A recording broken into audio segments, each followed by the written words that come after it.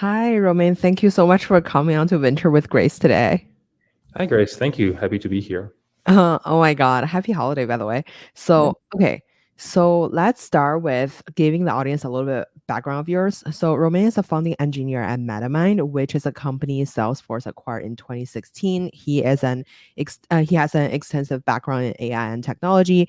His expertise in natural language processing was developed through his role as a research assistant at Stanford University.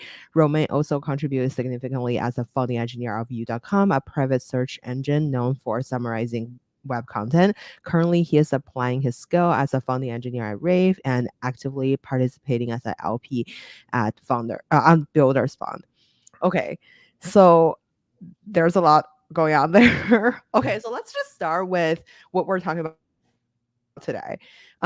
Today we're gonna cover music AI applications. So to give the audience a little bit overview, the digital music market is expected to see a significant increase in revenue, reaching a projected amount of USD $17.99 billion in 2024. So recently, there's a lot of interesting happening in the music industry. There is, basically viral AI generated Drake song "Heart to My Sleeve" was removed from Spotify and YouTube. Google launched a text to music tool that generates songs from basic prompts. And Meta launched something similar called Music Gen. And Paul McCartney used AI to extract John Lennon's voice for a new Beatles track. Grims offers creators 50% of royalties for streams of songs that use an AI clone of her voice.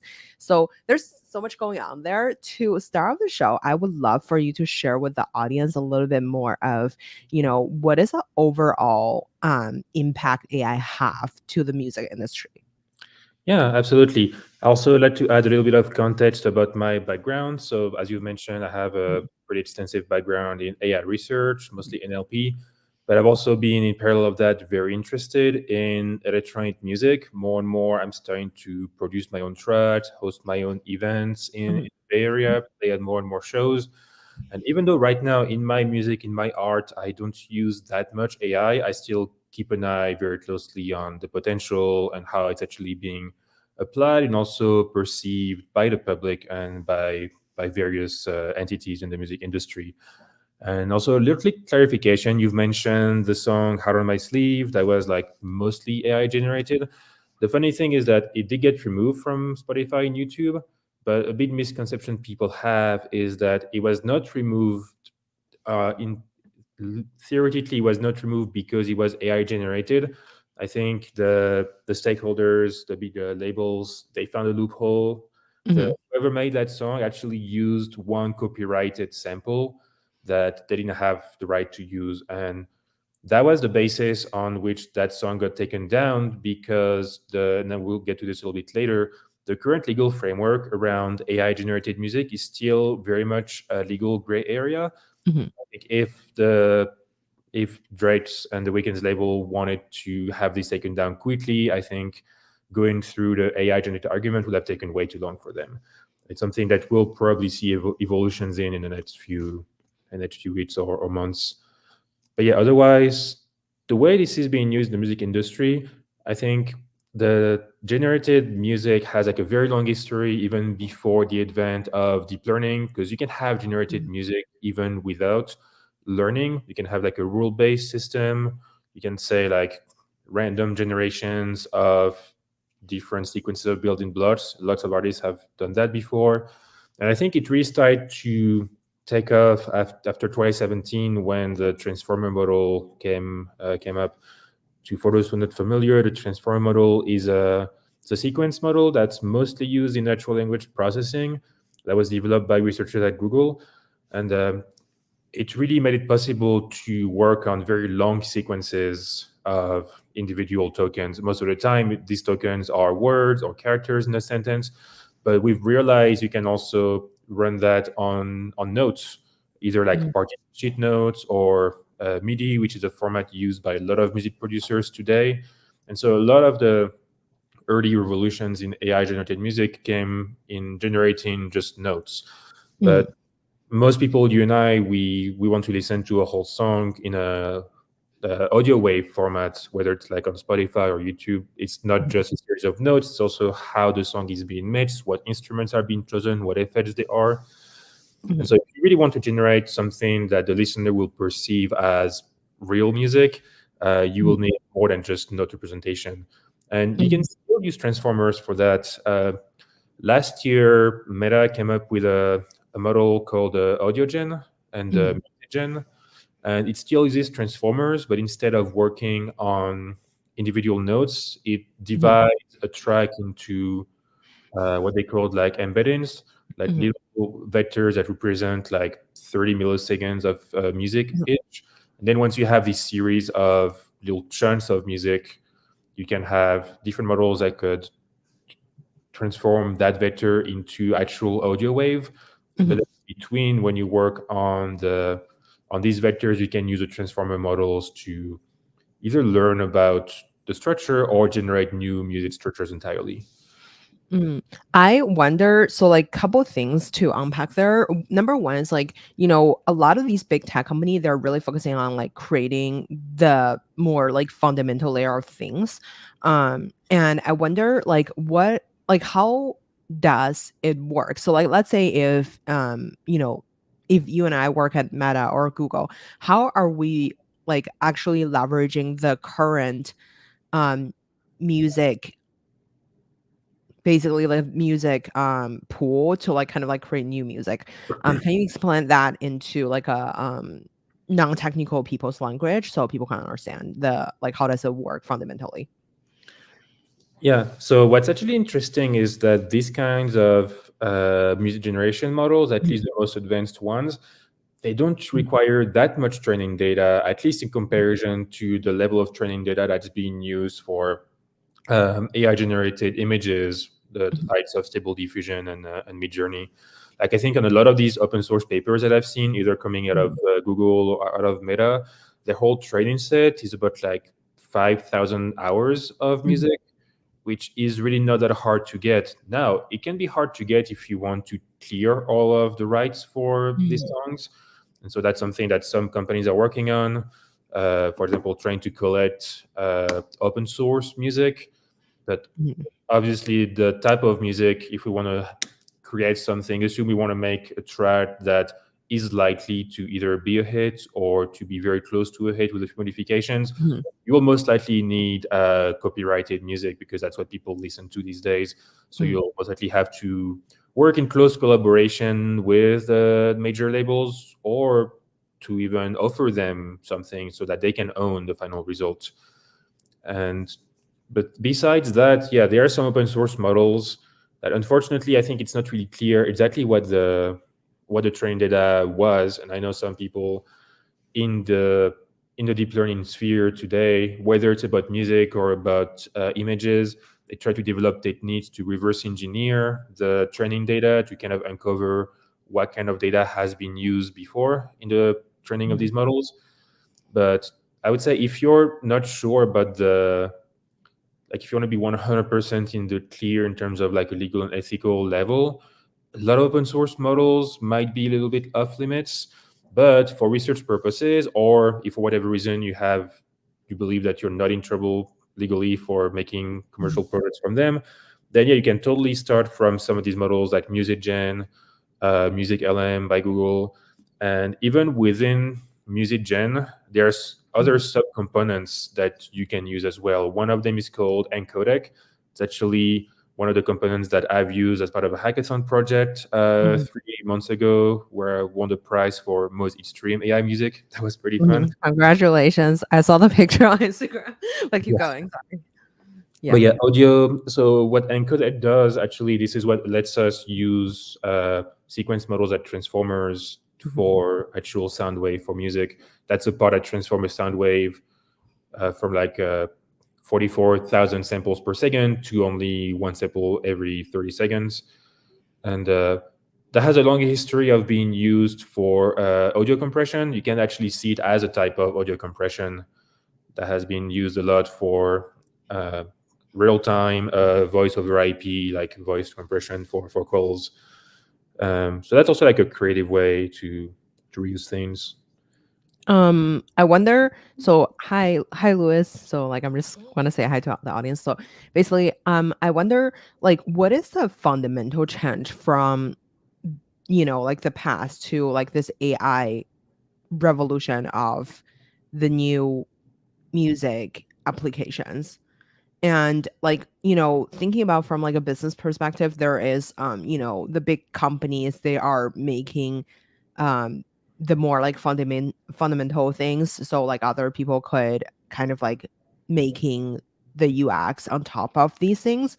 So my one of my observations, I think we're gonna get to there a little bit later, is like, I was looking at I'm trying to like remember like the name of these companies. So basically, I think we're looking at like companies that are kind of like, when you look at Google, or like when you look at the Facebook library database, so you can sort of like describe a feeling and then translate that into music by just text, right? And then like a lot of the current app that's just like making maybe like a more friendly user interface to that, because when you look at the bare bone of the Google or like the music gen from Meta, they all look like a research paper vibe interface. But when you are actually like, I guess like the people, it's hard for people to try with a really bare bone thing. And then like a lot of the apps, or like a lot of the new companies I saw, were kind of just adding a really cool user interface. And basically you can, let's say if you want to add more XYZ, you can just type in and then they can add it for you. So I feel like it's there's no mode in that. Like if other people come into the industry, they can easily copy that, or like make a better interface, or make a better user experience. I wonder, like, as an investor, like you're an LP for like a fund, and then I wonder, like, when you're thinking about investing in this sector, what do you think is the biggest mode technically, and what do you think it's like, where do you think the money will flow in this new generation of like AI based music applications? Yeah, that's a very good question. I think different startups will probably have their core offering, their technical Mhm, mode be different things. It's true some startups might not have a model that is that different from open source models, mhm, and that to me is a real risk that they are taking. mhm, But it's not necessarily mean that they are doomed to be copied. If they have a really good team that can really deliver a solid product that other startups can't, that can be a very valuable thing for sure. But on the other hand, they will have, if their core offering is not the model, they will have to really keep a close eye on the state of the art on generated music to really keep up the pace with what's being changed in the future.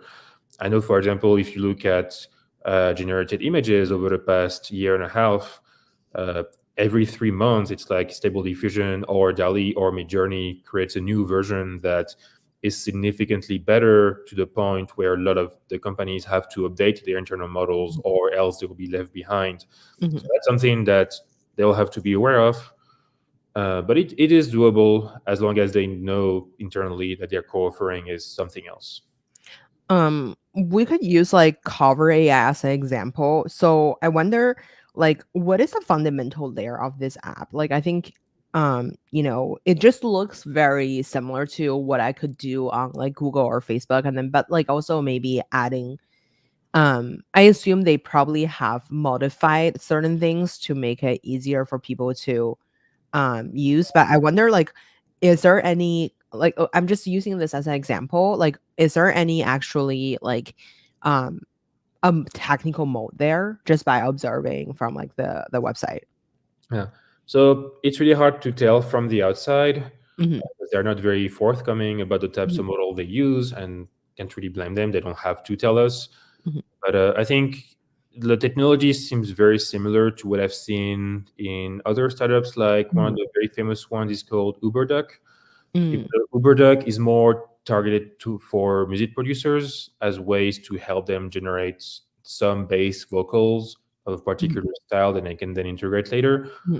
It seems like Cover AI adds in some of the finishing touches to create a full song for for non-professional audience. And Mhm.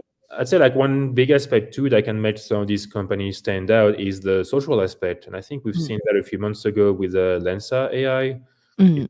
For people who are not sure, when a lot of your friends starting to post The AI generated picture of themselves. themselves, yeah, one of the first companies to do that and make it viral was Lensa. Mhm. There's been like a couple of other products that became like slightly less viral afterwards. I think a lot Mhm. of people started posting like their yearbook photo versions of themselves. I Mhm. think that was a different company. Uh, Mhm.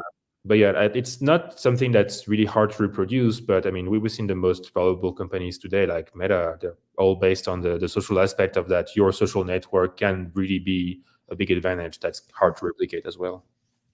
I wonder, like, so we chat about Lensa, like, I feel like they have a significant like first mover advantage because they're at the right place, right time, although they've been developing for a long time before the public sees it.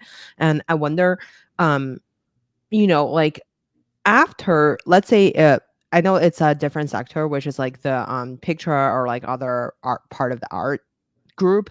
It's not music, but like but I feel like they share something very similarly as like, when they're both like consumer facing, right? And then it's like a very simple UX trend or like some sort of like very simple changes from like the base layer model. So I wonder, if you're like on the team of Lensa, what are other things that you would produce to stay competitive when the future comes? Yeah, I'd say I've been quickly catching up with what they've been doing. Yeah, it seems like they are making it very easy to personalize your image with like Mhm. different pose, different emotions, and that kind of level of control. It's not always present by default in open source model, and I think that's something that most consumers will absolutely love to have more of. Because that's also one thing that I was a little bit frustrated myself when I was trying out some of the some of last year's music Mhm. generation models. Like it was really hard to tell them exactly what I wanted. I mean, I could tell them, but they would generate something else. Mhm. So that's why like moving beyond just the text to output interface, I think is a really good direction. And it does take some technical knowledge that is not easily replicated Mhm. by just taking open source models. So that's a good direction to keep on. Um, like when you are thinking about the, I guess like building a really strong mold for your own company, what is like three things that you would do? And let's say if you're also let's like, let's try about, let's say if you're investing in the music um ML landscape, like what are three things that you would evaluate before moving forward with a particular company? Yeah. So I think big first question is who is the target customer of that company? Because within that space of AI music, there are very different applications. We can either target just the average consumer who is not a music Mhm. producer, who just wants to listen to something. Mhm. I think that's what the personalized generated music apps are doing. You can argue that the cover AI also is targeted towards them.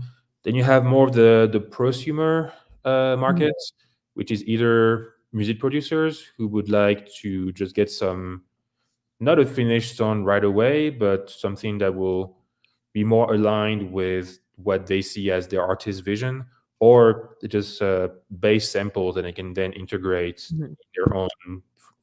in their own way of finishing a song.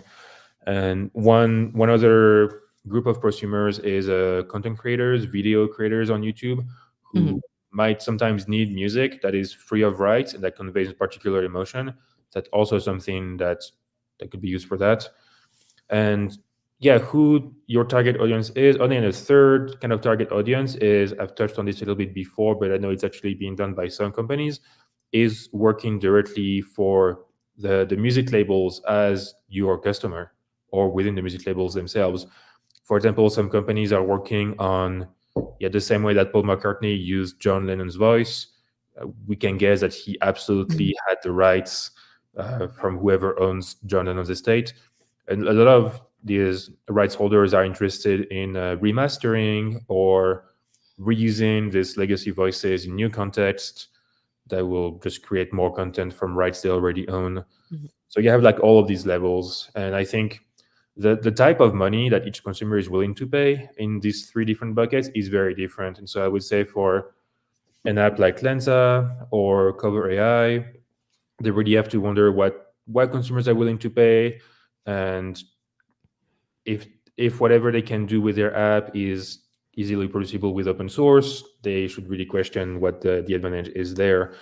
But for prosumers, I think understanding the music producer's workflow or the YouTube content creator's workflow will be super Mhm. important. I think way more than the model itself, into making sure that this is something of value for the target audience. And for example, I recently discovered a, Mhm. a music plugin for music production Mhm. that uses AI, but in a very interesting way. It Mhm. does not use any kind of note generation or even like sound wave generation. It just learns how to tune the parameters of a synthesizer to sound like something predefined. So there are lots of like Mhm. very unique ways you can use AI to target these customers as well. That doesn't have to start from the state of the art open source models at all. They can still provide lots of value. And if you're trying to work with big labels, I mean, it should be pretty easy to get their money as long as you have some Mhm. stuff and you have the right connections. I wonder, like, what is the differences between like a open source model and the closed source model in terms of like music AI? I mean that varies a lot. I think I've looked a lot more at the open source ones for obvious reasons, especially because of my hackathon projects. Mhm. Uh, I think the closed source ones sometimes they can be little bit more niche, bit more targeted toward very specific applications, and so because of Mhm. that, maybe in that very particularly defined range, they outperform open source models. Like for example, if you're trying to replicate a famous person's voice or like something very specific, it makes more sense for a startup to like develop something in house that may don't have to publish. For the open source ones, most of the time they're trying to make something that is multi-purpose or general purpose, mostly because they also at the same time want to prove the value of the foundational model behind that, not just Mhm. what it can do for a very specific use case.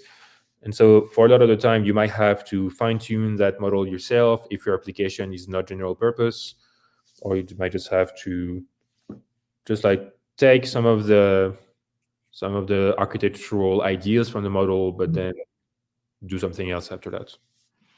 I wonder, like, when you're thinking about, we just chat about like there is the real time streaming or like the consumer model, the professional model, and then the prosumer, like which is something in between. Mhm. Um, where do you think the like because I feel like the music industry is such an interesting industry as there is as consumer ourselves, like a lot of people are paying for the streaming music, right? Like among the predictions, like $17.99 billion spending in the music industry, about like 12.99 were like about streaming music. So I feel like a lot of it were our consumer are paying the money. That's what I assume based on the data. And I wonder like what's your thought on like in terms of like funding the innovation in the space. How would you go about like digging deeper into each sector, like the consumer, the prosumer, and the professional? um like where would you spend your most amount of like money and time into looking into for the next like Spotify or something? And as for like the big like incumbent companies, like there is the Google, the Meta, they're developing these like music gen and music LM for other people to use. um they are like making something fundamental, so people are not gonna, I assume, just not gonna like not use the model or like leave the platform. And I wonder like as for Spotify or something like that's more consumer facing, how should they leverage AI to build a mode for their business? Mhm. So Spotify has actually been leveraging AI quietly behind the scenes for Mhm. years. Not necessarily generative AI, but AI in the sense of learning what Mhm. makes a good representation of a music piece, Mhm. particularly for recommendation and automated playlist. And that's part of what has made Spotify so successful. a huge chunk of the music people discover on Spotify is from these AI generated recommendations. And it's Mhm. just integrated so seamlessly that we just don't think, oh, an AI made me listen to this. It's just like, oh, it makes sense why this track has been recommended from the ones I like. Mhm. And I don't really know what would be Spotify's advantage in leveraging generative AI, to be honest. I mean, they work a lot based on the fact you can put a particular artist's name on a track. And I think it'll be really up to the artist to leverage that themselves. It's also there's still no really easy way of as an artist to have your music on Spotify. You have to go through third-party distributors, and Spotify as a business, of course, really prioritizes famous artists, the ones for the major labels, and they are the ones who get most of the streaming revenue. So I think whatever innovation in the space of generative AI music, if Spotify is interested in it, then so are the major labels. They're like working really closely together to make sure that they are in sync in terms of business at this point. How is a music kind of like from creation to putting onto Spotify? Like, do you have to go through, like you mentioned, like people can just put music onto Spotify instead of using a label or something? I wonder, like, how does the industry work? So, if you and I create a song leveraging one of the AI tools today, how should we distribute? Well, that's a very big topic, and there are many different ways to do that depending on how ambitious your artist goals are, and whether you're independent or you work with a major label. Um, well, for example, a lot of labels will Mhm. try to be very strategic in the timing of their releases. They will also, the bigger the artist is, also try to build other promotional things around it. Like maybe it has to coincide with a concert tour or with like some other like premiere performances. But and I've done like a small internship at a major music label, but I haven't worked on that side of things, so I can't really speculate too much on what they do. It's not like a secret, but it's like a very big topic that I haven't looked that much into. On the other side of things, if you're more like an independent or amateur, the simplest way is to go through a distribution service, something called there's like two major ones are called CD Baby or DistroKid, but they're basically just a middleman between you and streaming services. You, as the artist, do have to pay a fee that, at the level of most independent musicians, will not be recovered by the streaming revenue itself. You have to find other ways to make money from that, and which is why I think a lot of independent artists are either like ditching Spotify entirely or just not putting that much focus on it. Uh, a lot of artists are actually making more money selling directly to their audience from like Bandcamp, for example, which is not really a streaming platform, but it's or you can stream on it, but they really encourage you to buy the music either at a fixed price or the artist can name their own price on that. And the process to publish to Bandcamp is also really straightforward. There's no middleman, just post your music there, put your album cover, and that's it. I always hear people like, the musician would say how much money they would like get like if you stream their music. How does a money split work? Um, I haven't looked that much into it for because I have a few tracks on Spotify, Mhm. but I do not count on Spotify to make my career. Again, I think Mhm. the artists who really benefit from Spotify Mhm. streaming are the famous ones who work from major labels. And even then, if they weren't touring, I don't think they will make as much money either. And so, I mean, I think Spotify can be really good for exposure, but again, there's like a lot of games that early music producers have to play. For example, a lot of people try really hard to submit their songs to curated playlists, Mhm. and it is obviously very competitive. And it's like a whole side industry of music playlist curators has developed around that. Actually, it's pretty Mhm. crazy. Um, but yeah, I would say it's good to like have your music out there in the beginning on as many platforms as possible if you're trying to get known. Doesn't hurt. Mhm.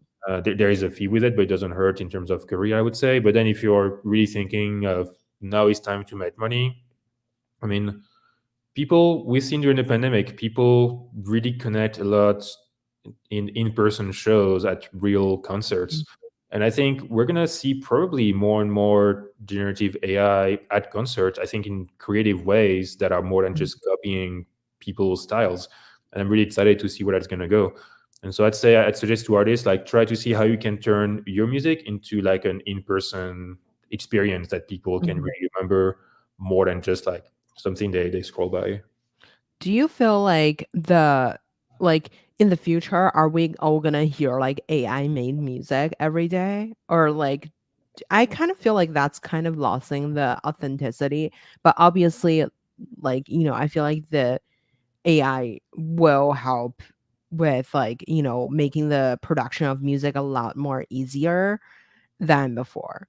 I wonder what does the future of like, 10-year look like in terms of the music industry in general.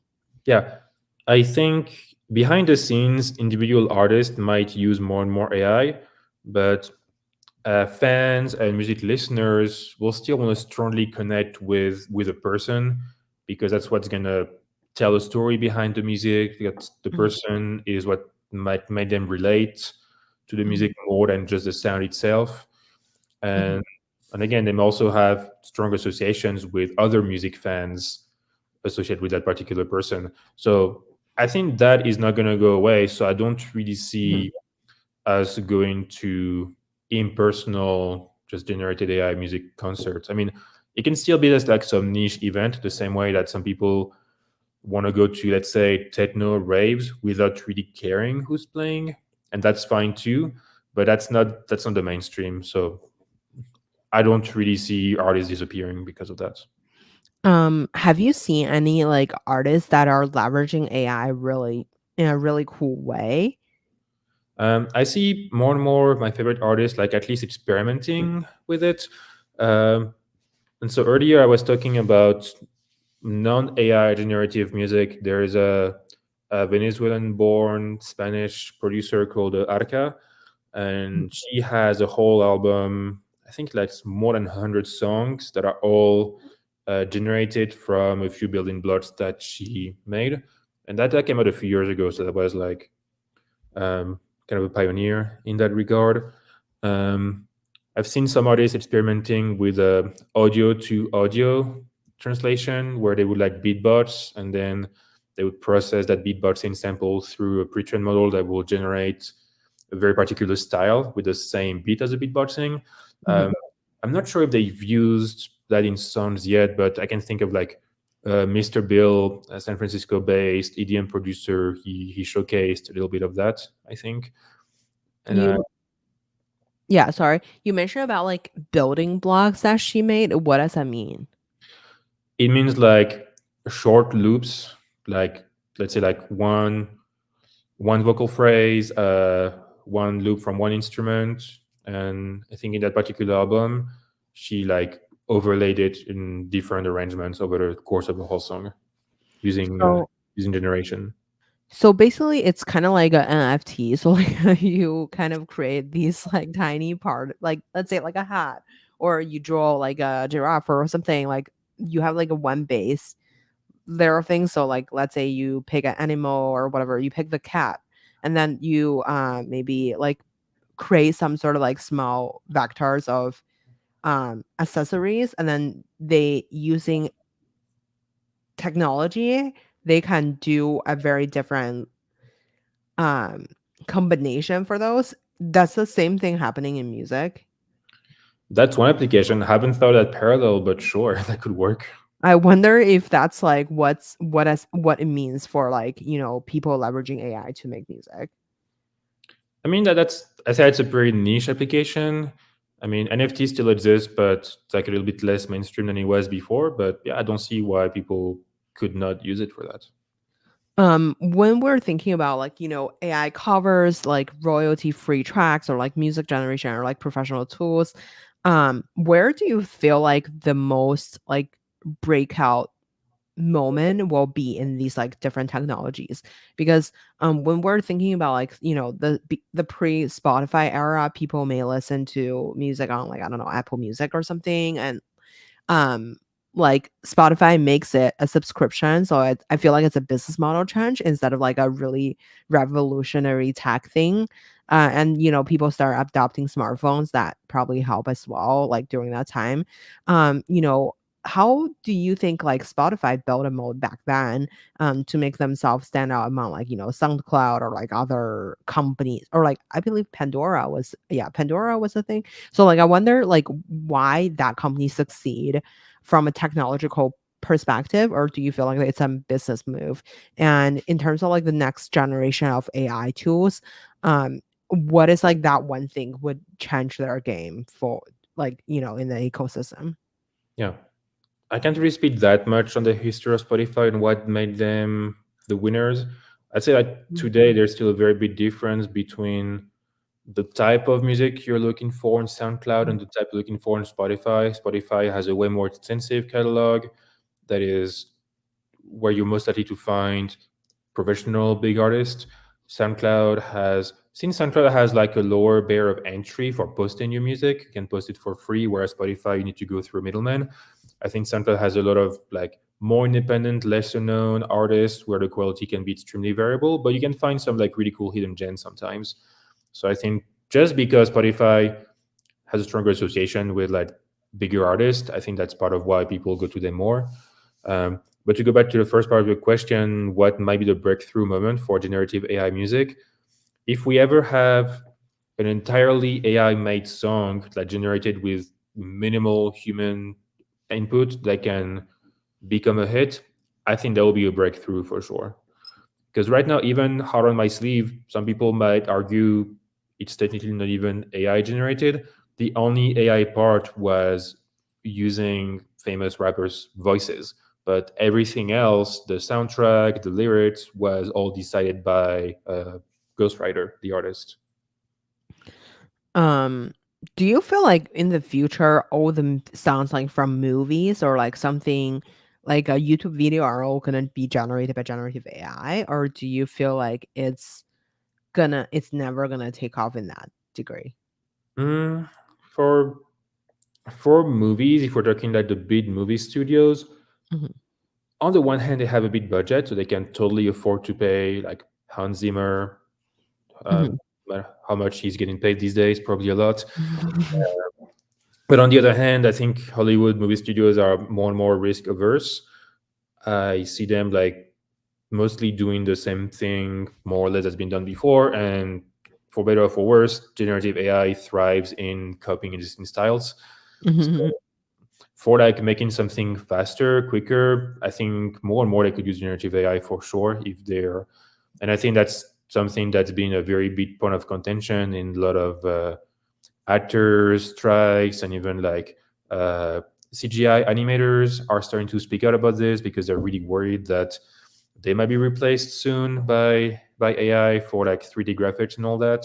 mhm, So I know that Hollywood studios are for sure thinking about this. mhm, Um, there's still a market for like independent movies that might take a bit more chances with mhm. a soundtrack in ways that haven't been thought about before. And will they still use AI? Probably, but it wouldn't just be like copying what's been done before. It would be like more taking it to the next step. What are some new jobs AI would create in the music industry? Um, I'd say what's besides new jobs, you will for sure make people rethink their workflows the same way that software engineers, at least some of them, have been using tools like GitHub Copilot a lot more to just make their jobs just adapt more to these tools.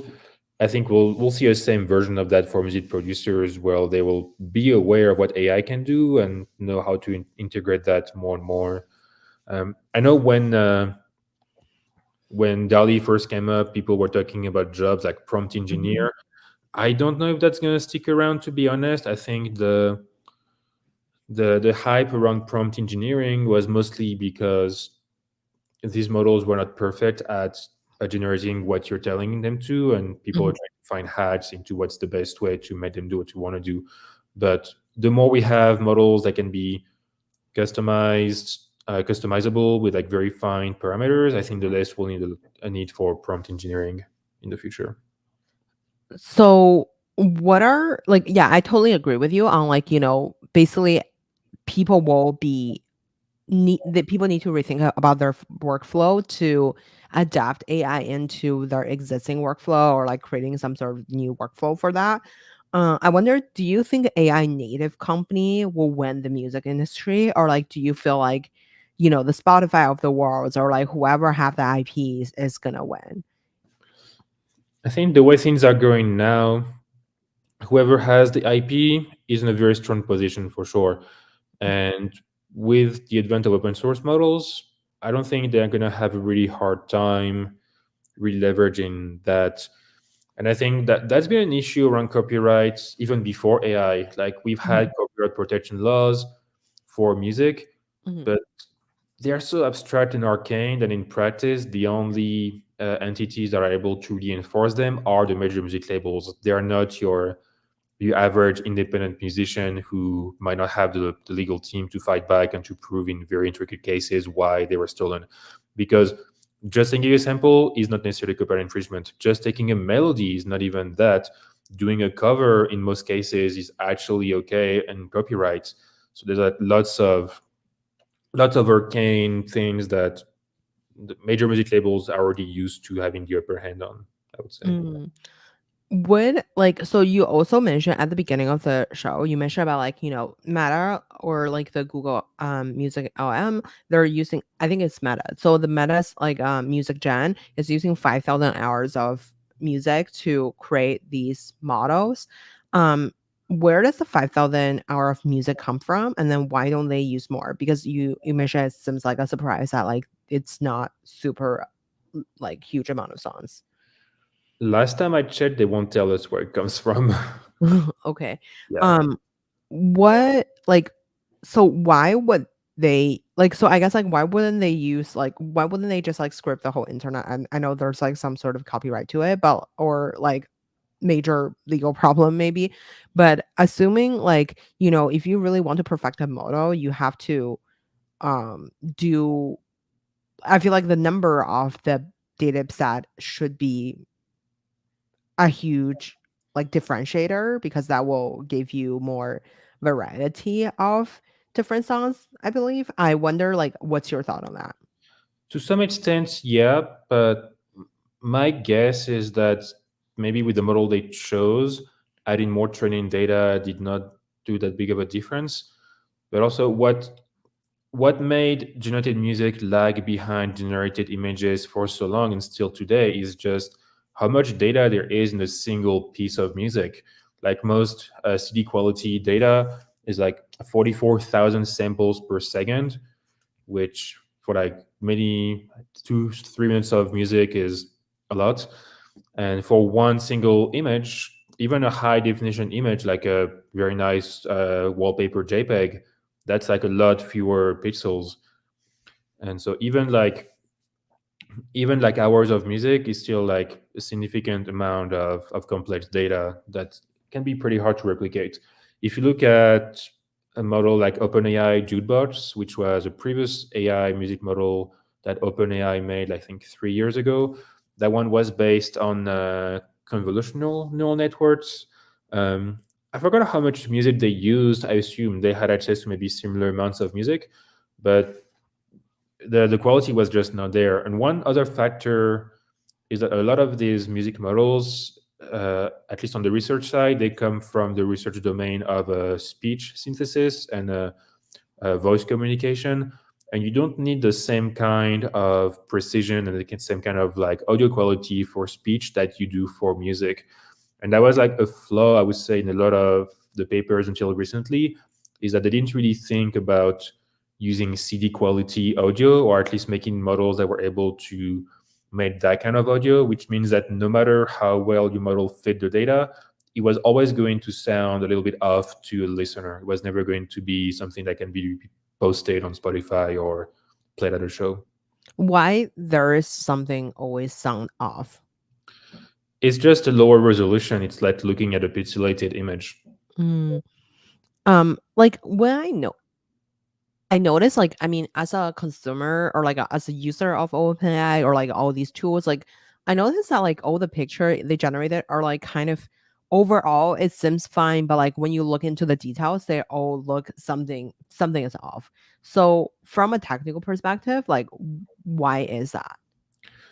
Um, I think that's less and less true actually. If you look at what Midjourney version 6 can do, like I've seen a little bit of some examples I has been able to generate, and I have a really hard time finding any flaws as a human without any Mhm. like extra tools.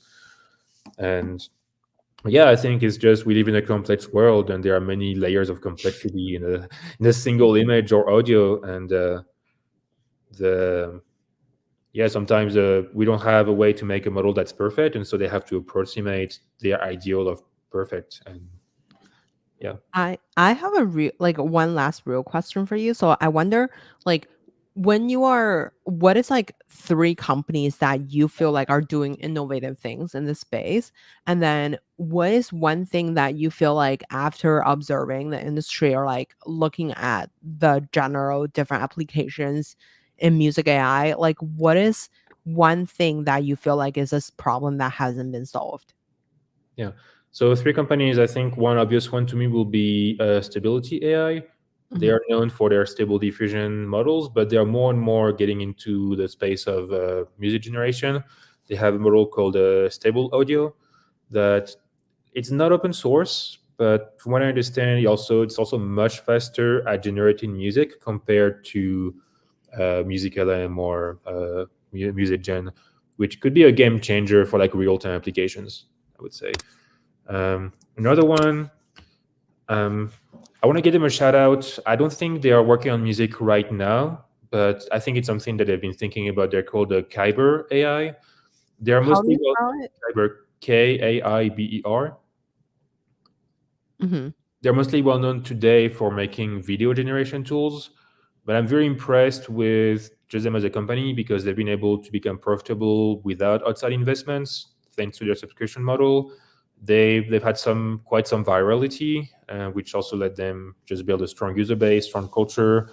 They are starting to do more in-person events as well to promote the links between technology and art. I wish I could come to one of theirs. They're going to have Mhm. one in Is LA soon, I think. Yeah, it's in LA or is it in the Bay Area? It's in LA. A lot of these actually are getting closer to LA because it has a bigger entertainment scene than the Bay Area. Um, If what are like I have like one more company I want to give a shout okay, out to. yeah. A friend of mine made this company called Lemonade. It's spelled Mhm. AI in Lemonade. Um, so this one helps you generate melodies and just chord progressions for producers, and they had some like really good reviews from some top producers in the industry. So I think it's something that could be really be looked into if you're a producer yourself or a musician.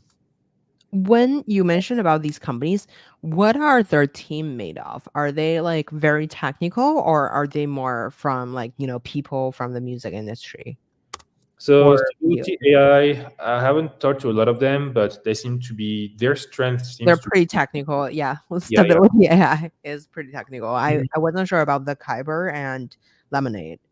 Yeah, Kyber, they are very eclectic, I would say, um, because they have strong ties to like, the entertainment side of things.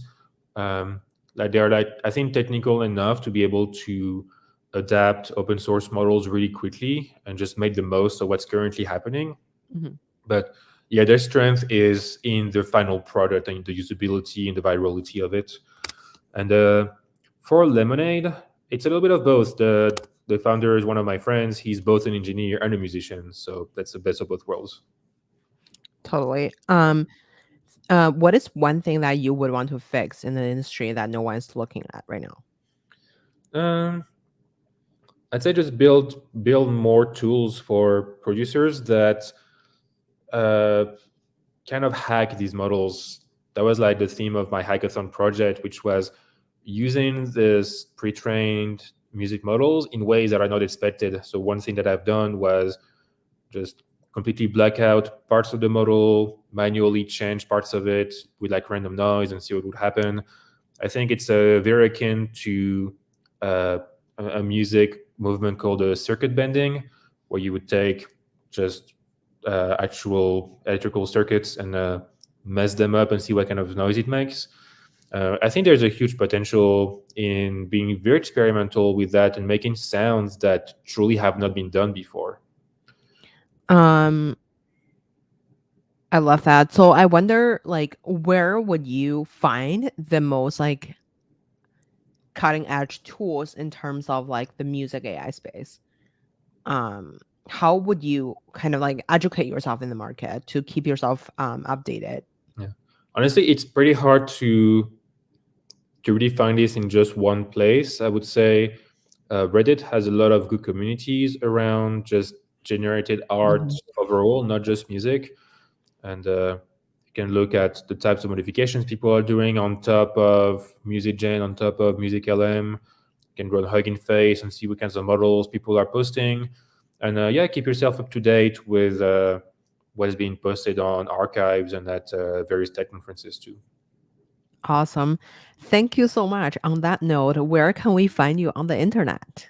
So you can follow my music projects at Instagram/backprop, BACPROP. If you know the joke that this is a play on words for AI, and LinkedIn/Romain Paulus, my full name, and yeah, that's about it. Awesome. Thank you so much, Romain, for coming on the show today and sharing your insights in music AI with us. Thank you. It was a pleasure. Okay. I'm on stream.